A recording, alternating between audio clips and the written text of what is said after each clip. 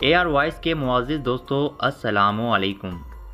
पाकिस्तान की मशहूर अदाकारा मारिया वस्ती को तो आप जानते ही होंगे, लेकिन अब वो इंटरनेट पर एक मुनफ़रद अंदाज में सामने आई हैं।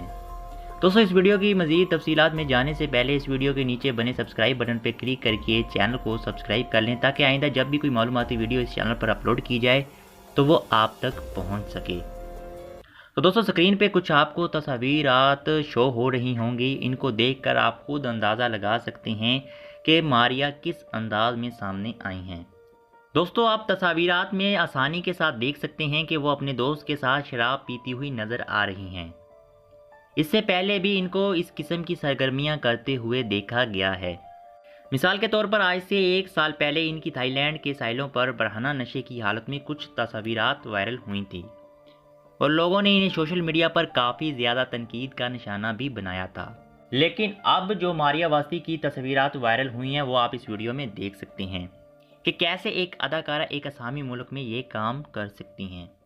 बस दोस्तों आज की वीडियो में इतना ही। मज़ीद मालूमाती वीडियोज़ देखने के लिए चैनल को सब्सक्राइब कर लें।